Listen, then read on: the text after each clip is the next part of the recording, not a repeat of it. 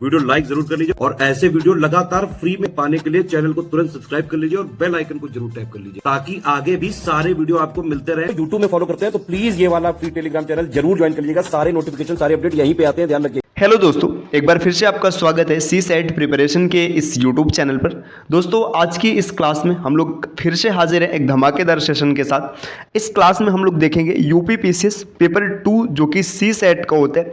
इसमें previous year के questions जो कि विशेषकर मैथ्स के हैं, तो इसकी चर्चा करेंगे।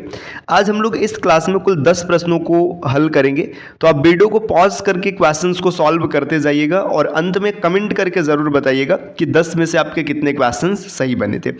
दोस्तों, अगर आप टीम के पेड कोर्सेज से जुड़ना चाहते हैं कंप्लीट तैयारी के लिए, तो यहाँ पर आप दिए गए इन नंबर्स में आप कॉल कर सकते हैं। इसके अतिरिक्त ये ज्ञान सर का व्हाट्सएप नंबर है, आप यहाँ से व्हाट्सएप के माध्यम से भी जानकारी प्राप्त कर सकते हैं। तो चलिए बढ़ते हैं प्रश्नों की ओर। यहाँ पर प्रश्न इंग्लिश वर्जन में और यहाँ पर हिंदी वर्जन में दिया है, which is the odd number in the following, है ना। निम्नलिखित में कौन विषम संख्या। तो देखिए बहुत ही आसान सा प्रश्न है ना। विषम संख्या आप सबको पता होगा, विषम संख्या और सम संख्या क्या होता है। देखिए अगर बात करेंगे ऑड नंबर पकड़ने का लॉजिक क्या है, तो आपको याद रखना है अगर कोई भी संख्या लिखा है जिसका इकाई अंक 1, 3, 5, 7 या 9 इस सीरीज में, तो संख्या हमेशा ऑड मानी जाएगी। और इवन की बात करेंगे, अगर किसी भी संख्या का इकाई अंक, इवन मतलब सम संख्या 0, 2, 4, 6 और 8 रहेगा तो संख्या इवन मानी जाएगी। इकाई अंक कहने का तात्पर्य सबसे अंतिम की संख्या। तो यहाँ पर आप इन विकल्पों में देखिए, जो विकल्प ए है इसका जो इकाई अंक है वो 1 है, तो अतः यह ऑड संख्या हो जाएगी। तो देखिए यहाँ पे एकदम ही आसान सा प्रश्न इवन और ऑड से बना है। यहाँ पर आपको कुछ चीज़ें और भी याद रखनी चाहिए। जो प्रथम n ऑड या इवन संख्याओं का योग होता है, अगर इसे निकालना है तो देखिए प्रथम n ऑड संख्याओं का योग हम लोग निकालेंगे n स्क्वायर से। मतलब जैसे मान लीजिए 3 ऑड संख्याएं, अगर उसको जोड़ना है तो आप इसका 3 का स्क्वायर करेंगे। अगर प्रथम n सम संख्याओं का स्क्वायर करना होगा तो n ब्रैकेट में n+1/2 ये फार्मूला अप्लाई होगा। तो दोस्तों यहाँ पे कुछ चीज़ें हम लोगों ने सीखा एक्स्ट्रा। चलिए अगले प्रश्न पर आते हैं। प्रश्न संख्या दूसरा क्या दिया है। दूसरा यहाँ पर है, a train of length 110 metre is moving with speed of 36 kilometre per hour. The time taken by the train to cross a bridge of length 132 metres. देखिए यहाँ पर हिंदी में दिया 36 किलोमीटर प्रति घंटा की चाल से 110 मीटर लंबी रेलगाड़ी चल रही है, उसे 132 मीटर लंबे पुल को पार करने में लगने वाला समय होगा। देखिए यहाँ पे क्या दिया, आपको दिया ट्रेन की लंबाई 110 मीटर, है ना, पुल की लंबाई 132 मीटर। अब ट्रेन की स्पीड दिया 36 किलोमीटर प्रति घंटा। आपसे पूछा जा रहा है कि इसे पार करने में कितना समय लगेगा। समझिए, मान लीजिए 110 मीटर की ये ट्रेन है, ठीक, ये ट्रेन है 110 मीटर की, ये 132 मीटर की पुल है, ये 110 मीटर है और ये 132 मीटर है। अब देखिए ट्रेन पुल को पार करेगा, ये कब माना जाएगा, जब ट्रेन का सबसे अंतिम सिरा, ये वाला सिरा है ना, इस पुल के इस सिरे को पार कर लेगा, तभी माना जाएगा कि ट्रेन ने पुल को पार किया। तो देखिए ट्रेन यहाँ से चलेगी, है ना, ये इस ब्रिज पर चढ़ेगी, तो ये देखिए ट्रेन 132 मीटर ये सफर तय करेगी और साथ ही साथ 110 मीटर अपने लंबाई को तय करेगी, तब ट्रेन इस पुल को पार करेगी। तो आपको सीधा सीधा याद रखना है कि ट्रेन द्वारा जो चली गई दूरी है ये 110 प्लस 132 ये चली गई दूरी है। अब आपने दूरी लिख लिया, अब चाल इसकी कितनी है, 36 किलोमीटर प्रति घंटा। इस किलोमीटर प्रति घंटे को आप मीटर प्रति सेकंड में बदलेंगे, है ना, तो मीटर प्रति सेकंड पर बदलने पे ये 10 मीटर प्रति सेकंड आएगा। अभी हम लोग आगे डिस्कस करते हैं इसको कैसे बदला जाएगा। और इज इक्वल टू यहाँ से टाइम मिल जाएगा। इसको अगर आप कैलकुलेट करेंगे तो टाइम इज इक्वल टू आपको मिलेगा 242/10। कैलकुलेट करने पर आएगा 24.2 सेकंड। विकल्प 20 का सही उत्तर बनेगा। अब यहाँ पे बात करते हैं कि ये 10 हम लोगों ने कैसे लिखा। आपने छोटे क्लासों में एक डेटा पढ़ा होगा कि जब कभी भी मीटर प्रति सेकंड को किमी प्रति घंटा में बदलते हैं तो 18/5 से गुणा कराते हैं, और किमी प्रति घंटा को मीटर प्रति सेकंड में बदलते हैं तो 5/18 से गुणा कराते हैं। तो वही फैक्ट यहाँ पर अप्लाई किया गया। बाकी आप इसको चेक भी कर सकते हैं, कोई दिक्कत नहीं। देखिए यहाँ पे 36 किमी है, तो 1 किमी में 1000 मीटर होता है ना, और 1 घंटे में 3600 सेकंड होता है। तो इसको कैलकुलेट करेंगे तो यहाँ पर आपको मिल जाएगी, देखिए 2 0 से 2 0 कट गया, ये 36 रहेगा, है ना। यहाँ पर ये 2 से कटेगा तो 5 और ये कटेगा तो 18, या फिर आप ऐसे 36 से 36 डायरेक्ट काट सकते हैं तो आपको 10 यहाँ से मिल जाएगा। तो दोस्तों आप यहाँ से भी इसे कन्वर्ट कर सकते हैं। चलिए आते हैं अगले प्रश्न पर। अगला प्रश्न यहाँ पर क्या है, प्रश्न संख्या 3, यदि a/3 बराबर b/4 बराबर c/7 तो a प्लस बी प्लस सी बटे सी का मान क्या होगा। देखिए इसको आप बेसिक तरीके से भी हल कर सकते हैं या ऐसे पैटर्न में आप सीधा सीधा मान सकते हैं। a बराबर आपको 3 मिलेगा, b बराबर 4 मिलेगा और c बराबर आपको 7 मिलेगा। इसको जब हल करेंगे तो यही मिलेगा। तो a b और c इसको जोड़ेंगे 4 3 7 बटे 7 14 हो जाएगा, बटे 7 करेंगे तो 2 इसका सही उत्तर बनेगा, विकल्प बी। चलिए दोस्तों अगले प्रश्न पर आते हैं। नेक्स्ट प्रश्न संख्या 4 यहाँ पर क्या दिया है, देखिए the monthly income of A and B are in the ratio of 4:5 and their monthly expenditures are in the ratio of 7:9 if each saves risk 50 per month the monthly income of A is. देखिए यहाँ पर बोला क्या जा रहा है कि ए और बी के मासिक आय का अनुपात 4:5 है। मतलब ए अगर 4 रुपये कमा रहे तो बी 5 रुपये कमा रहे हैं, तथा उनके मासिक व्यय का अनुपात 7:9 है। अगर ये 7 यूनिट खर्चा कर रहे हैं तो ये 9 यूनिट खर्चा कर रहे हैं और दोनों की बचत कितनी है, 50 रुपये प्रति माह है। तो ए की मासिक आय कितनी होगी। देखिए अब एक चीज़ ध्यान दीजिए, 4 रुपये कमा के 7 रुपये तो खर्च करेगा नहीं, मतलब इसके साथ कोई मल्टीप्लायर जुड़ा होगा। अब यहाँ पे देखिए ये ए है और यहाँ पर बी है। अब अगर इनकम की बात करेंगे तो ए का इनकम है 4x, ठीक, और बी की जो इनकम है ये 5x, क्योंकि इनकम को हमने x माना है। अब एक्सपेंडिचर की बात करेंगे तो इसका एक्सपेंडिचर है 7y, है ना, और इसका एक्सपेंडिचर है 9y। इन दोनों का जो डिफरेंस है ये, मतलब देखिए ये कमाना ये खर्च करना। अब बचत कितना है, 50 रुपये इसकी भी बचत है और 50 रुपये इसकी भी बचत है। तो यहाँ से आपको एक इक्वेशन मिलेगा। इक्वेशन क्या मिलेगा, 4x माइनस 7y बराबर 50 रुपये आएगा, और दूसरा इक्वेशन यहाँ से बनेगा 5x माइनस 9y बराबर आपको मिलेगा 50 रुपये। अब इस इक्वेशन को हल करेंगे तो यहाँ से x और y की वैल्यू मिलेगी। तो x की वैल्यू आप, मतलब a की इनकम पूछा तो x का मान यहाँ पे रख के आप कैलकुलेट कर लेंगे। तो इस उत्तर को आपको कमेंट करना है कि इसमें क्या उत्तर आएगा, इसकी इनकम क्या बनने वाली है। चलिए दोस्तों आते हैं अगले प्रश्न पर। अगला प्रश्न यहाँ पर क्या है, दो संख्याएं 5:6 के अनुपात में, यदि दोनों में से 8 घटा दिया जाए तो ये 4:5 के अनुपात में हो जाती हैं संख्याएं होंगी। यही प्रश्न इंग्लिश में दिया, the two numbers are in the ratio of 5:6 if 8 is subtracted from them they become in the ratio of 4:5 the number are. देखिए आप इसको सीधा स्मार्ट तरीके से भी कर सकते हैं, बाकी इसका बेसिक कैलकुलेशन आप ऐसे मानिएगा, संख्या 5 और 6 के रेशियो में। तो मान लीजिएगा एक संख्या 5x है और दूसरी संख्या 6x है, ठीक। अब अगर दोनों में से 8 घटा दिया जाए, यहाँ से भी 8 घटाया गया और यहाँ से भी 8 घटाया गया, तो इनका रेशियो जो बन जाता है, रेशियो कितना हो जाता है, 4:5, मतलब एक 4 हो जाता है, एक 5 हो जाता है। देखिए ये रेशियो बराबर हो जाएगा। अब इसको कैलकुलेट करेंगे तो यहाँ से क्रॉस मल्टीप्लाई होगा, 5×5 = 25x माइनस 40 बराबर 6×4 = 24x और माइनस 32। अब इस x को इसको इधर ट्रांसफर करेंगे, 24x को, और 40 को इधर ट्रांसफर करेंगे तो x बराबर आपको 8 मिल जाएगा। x की वैल्यू 8 आ गई। शुरू में संख्या 5x है तो 5×8 = 40 हो जाएगा। मतलब इसमें क्या पूछा है कि नंबर पूछा है ना, ये 40 और यहाँ पर ये कितना हो जाएगा, 6×8 = 48। तो 40:48 विकल्प ए इसका सही बनेगा।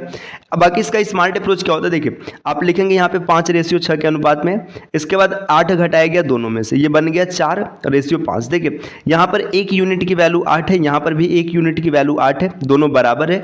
जब वैल्यू बराबर है तो सीधा सीधा आप 1 बराबर 8 मिल जाएगा और 8 से यहाँ पर मल्टीप्लाई कर लेते, 40 और 48 इसका सही उत्तर बन जाता। चलिए दोस्तों आते हैं अगले प्रश्न पर। प्रश्न संख्या 6 क्या दिया है, यदि 2x माइनस 1/2x बराबर 6 है तो आपको बताना है 4x² प्लस 1/4x² का मान क्या होगा। समझिए ये बहुत ही आसान सा प्रश्न है। एक फार्मूला याद रखिएगा, अगर कभी भी x + 1/x = n दिया रहे तो x² प्लस 1/x² का मान हमेशा होता है n² - 2। देखिए ये इसी फॉर्मेट में है ना, फॉर्मेट यही है। फॉर्मेट कहने का मतलब 2x का स्क्वायर करेंगे तो 4x², यहाँ पर भी 4x²। देखिए 6 दिया है तो 6 का स्क्वायर 36, 36 में से, अच्छा ये माइनस दिया, सॉरी माइनस दिया तो यहाँ पर ये माइनस रहेगा तो यहाँ पर प्लस कर लेंगे, ठीक। बस इतना याद रखिएगा, अगर ये प्लस रहेगा तो माइनस कर लेंगे, माइनस रहेगा तो प्लस कर लेंगे। 36 में प्लस 2 करेंगे तो 38 आ जाएगा, विकल्प ए इसका सही उत्तर हो जाएगा। चलिए आगे बढ़ते हैं नेक्स्ट अगले प्रश्न पर। अगला प्रश्न क्या है, the factorization of the expression x + y का whole cube plus x - y का होल क्यूब इज। देखिए आपसे पूछा जा रहा है कि x + y के होल क्यूब और प्लस x - y के होल क्यूब का गुणनखंड क्या होगा। आप इसको डायरेक्ट भी याद रख सकते हैं, बाकी इसको कैलकुलेट भी कर सकते हैं। अगर डायरेक्ट याद रखना है तो इसका जो सही फैक्टर बनेगा ये बनेगा 2x ब्रैकेट में x² + 3 वाई स्क्वायर। तो ये इसका सही उत्तर बनेगा। देख लीजिए कौन सा विकल्प है। देखिए 2x का मतलब ये विकल्प और ये विकल्प तो नहीं होगा। अब देखिए x³ + 3y स्क्वायर, ये सही उत्तर बनेगा विकल्प डी।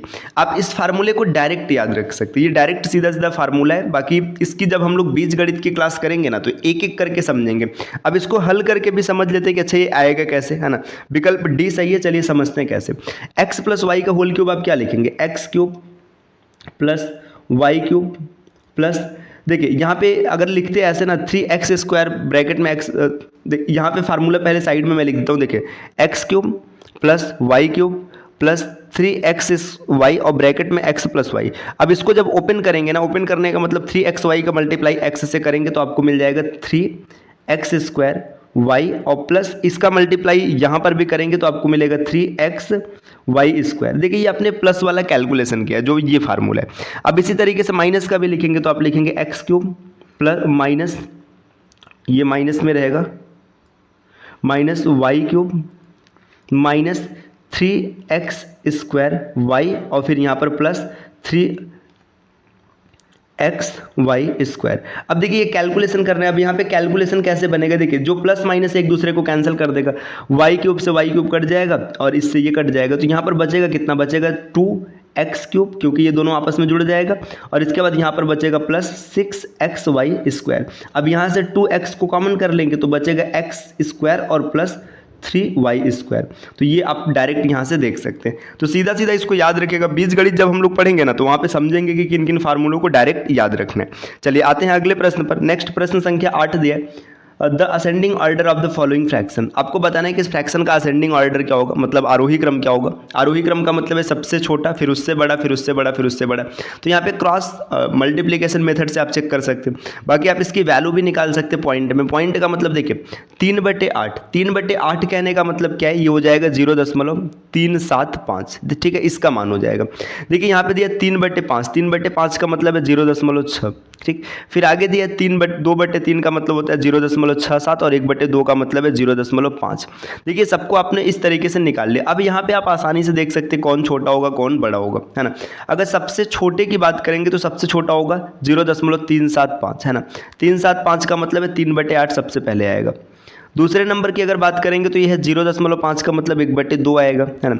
और तीसरे नंबर की बात करेंगे तो आपको मिलेगा 3/5 और चौथे नंबर की बात करेंगे तो लास्ट में जो एक बचा है 2/3। ये इसका सही क्रम बनेगा। तो 3/8, 1/2, 3/5, 2/3 विकल्प ए इसका सही उत्तर बनेगा।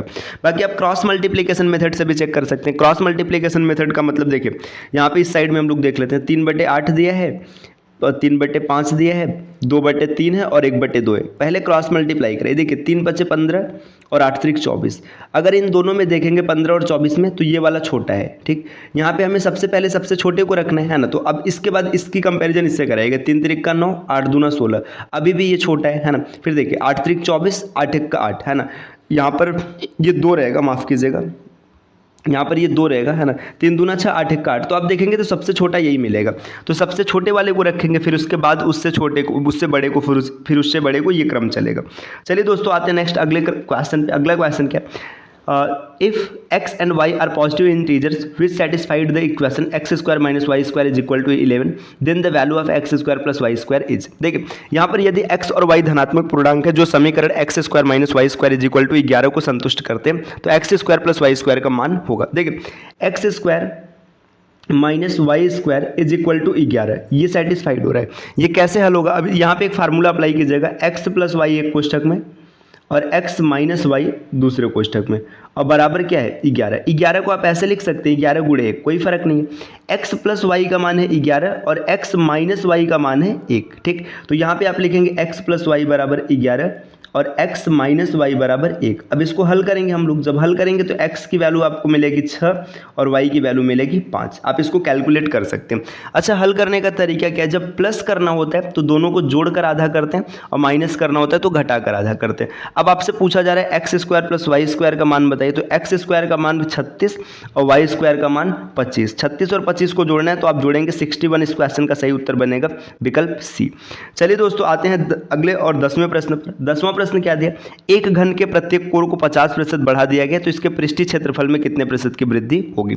देखिए जब कभी भी ऐसे प्रतिशत वृद्धि वाला क्वेश्चन मिलेगा ना, तो आपको एक छोटा सा पॉइंट याद रखना है, अगर चीजें 1D कहने का मतलब है एक डायमेंशन, जैसे लंबाई हो गया, त्रिज्या हो गया, है ना, उसके बाद विकर्ण हो गया, इन सब चीजों में अगर वृद्धि किया जाएगा तो जितना परसेंट बढ़ाया घटाया जाएगा परिवर्तन उतने का ही होगा। अगर कोई चीज 2D है, 2D का मतलब स्पेशल क्षेत्रफल, तो वहां पे सक्सेसिव लगेगा 2 का, और 3D होगा तो सक्सेसिव लगेगा 3 का। जैसे देखिए 50% बढ़ाया गया ना, तो 50 का सक्सेसिव लगा दीजिएगा, 50 प्लस 50 और प्लस 50 गुणे 50 मतलब 2500 और बटे में 100। इसको अगर आप हल करेंगे तो आपको आंसर मिल जाएगा 125। विकल्प डी इसका सही उत्तर बनेगा। दोस्तों यहाँ पर आप इसको इस तरीके से भी हल कर सकते हैं। एक तरीका ये भी है, जैसे मानिए 50% इंक्रीज किया गया तो 50% की परसेंटेज फ्रैक्शन वैल्यू कितनी होती है, 1/2 होती है। कोई चीज़ शुरू में 2 थी, उसे 1 बढ़ा करके 3 किया गया। ये अब क्षेत्रफल की बात है तो एक बार और हो गई, अब इसका स्क्वायर कर लीजिएगा। देखिए पहले 4 था, अभी वर्तमान में 9 है। कितना बढ़ा है, 5 बढ़ा है। कितने पर बढ़ा है, 4 पर बढ़ा है। कैलकुलेशन करने के लिए यहाँ परसेंटेज निकालने के लिए 100 से मल्टीप्लाई करेंगे 1 to 5, 125% आएगा, तो 125 डी इसका सही उत्तर होगा। तो दोस्तों ये 10 क्वेश्चंस रहे जिसका हम लोगों ने विस्तृत हल देखा है। आप कमेंट करके जरूर बताइएगा कि 10 में से आपके कितने क्वेश्चंस सही हुए हैं। चलिए फिर आपसे मिलते हैं अगली क्लास में कुछ नए इन्फॉर्मेशन के साथ। तब तक के लिए नमस्कार।